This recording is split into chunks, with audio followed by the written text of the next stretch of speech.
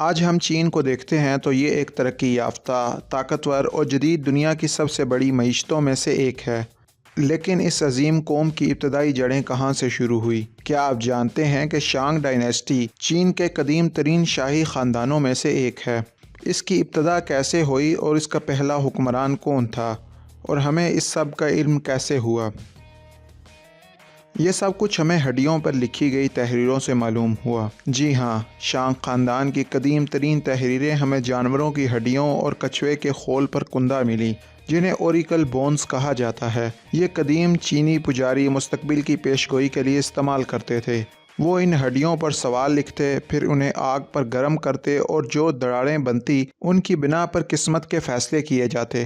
ان تحریروں میں بادشاہوں کے نام، جنگوں، مذہبی رسومات اور روزمرہ کی زندگی کا ذکر ہوتا تھا۔ انہی تحریروں نے ثابت کیا کہ جس شانگ خاندان کو محققین بہت لمبے عرصے تک ایک دیو مالائی کہانی سمجھتے رہے، وہ ایک حقیقی سلطنت تھی۔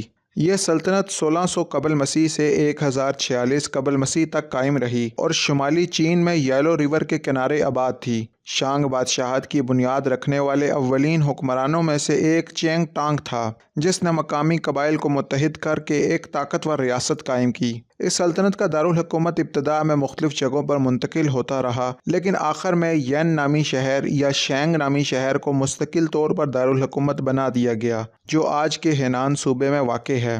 شانگ خاندان نے کئی شعبوں میں اہم ترقی کی۔ انہوں نے ریاضی میں بنیادی حسابی اصولوں پر کام کیا اور وزن اور پیمائش کے معیار مقرر کیے۔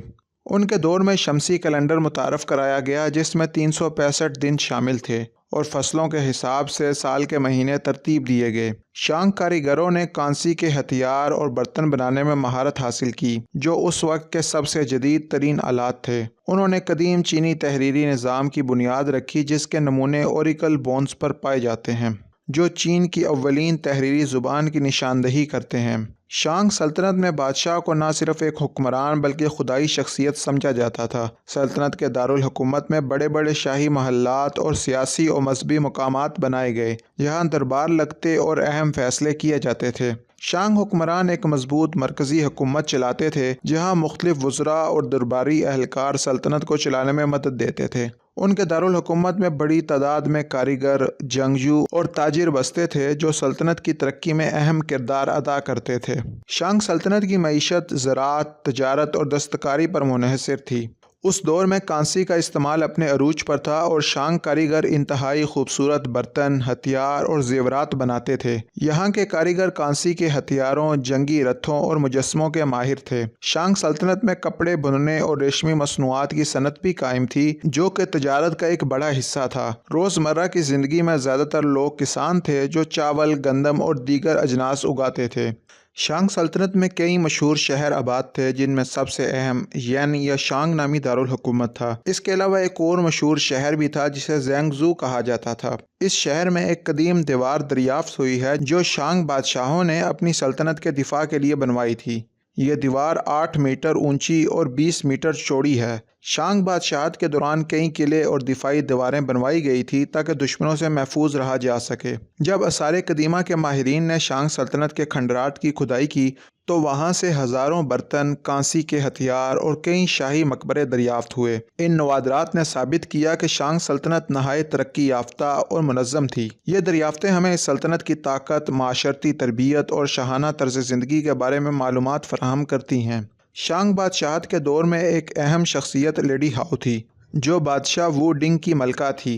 لیڈی ہاؤ صرف ایک ملکہ ہی نہیں تھی، بلکہ ایک فوجی جنرل اور پجاریہ بھی تھی۔ وہ نہ صرف شاہی دربار میں اعلیٰ مقام رکھتی تھی، بلکہ کئی جنگوں کی قیادت بھی کر چکی تھی۔ جب اس کا مقبرہ دریافت ہوا تو وہاں سے 16,000 قیمتی اشیاء ملی، جن میں سے کانسی کے برتن، ہاتھی دانت، جواہرات اور یہاں تک کہ انسانی قربانیوں کی باقیات بھی شامل تھی۔ کہا جاتا ہے کہ اس دور میں بہت سے غلاموں کو شاہی خاندان کے افراد کے ساتھ ہی دفنا دیا جاتا تھا، کیونکہ ان کا ماننا تھا کہ یہ غلام اگلی دنیا میں شاہی خاندان کے لوگوں کی خدمت کریں گے۔ شانگ خاندان کے زوال کی کہانی بھی بڑی دلچسپ ہے۔ آخری بادشاہ ڈی شن ایک انتہائی ظالم حکمران تھا۔ وہ بے رحم طریقے سے مخالفین کو قتل کروا دیتا تھا اور عوام پر بے تحاشا ٹیکس لگا دیتا تھا۔ انسانوں کو پلر سے باندھ کر زندہ جلا دینے کی بدترین سزا بھی اس کے دور میں ہی شروع کی گئی تھی۔ کہا جاتا ہے کہ اس کے محل میں شراب سے بھرے ہوئے تالاب تھے جہاں وہ اپنی عیش و عشرت میں مگن رہتا تھا۔ لیکن ظلم کی حکومت زیادہ دیر تک قائم نہیں رہتی۔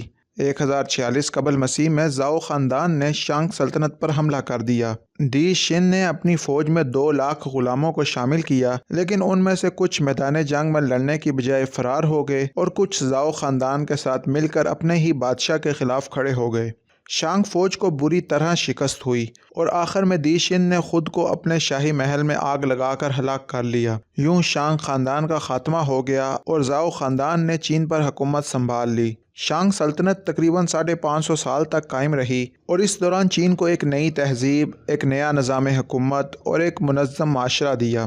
ان کی تحریریں آج بھی جدید چینی زبان کی بنیاد سمجھی جاتی ہیں اور ان کے فن و ثقافت کا اثر آج بھی چینی معاشرے میں دیکھا جا سکتا ہے۔ یہ شانگ سلطنت کی کہانی تھی، چین کی سب سے پہلی عظیم سلطنت جو صدیوں تک کھوئی رہی، لیکن جب اس کے آثار دریافت ہوئے تو اس نے تاریخ کو ہمیشہ کے لیے بدل دیا۔ لیکن سوال یہ ہے کہ کیا آج بھی زمین کے نیچے مزید کھوئے ہوئے شہر اور راز دفن ہیں؟ کیا اور بھی ایسی حقیقی سلطنتیں ہو سکتی ہیں جن کا وجود محض کہانیوں میں موجود ہے؟ اپنی رائے کمنٹس میں ضرور دیں اور مزید اسی طرح کی تاریخی ویڈیوز دیکھنے کے لیے ہمارے چینل کو سبسکرائب کرنا نہ بھولیں۔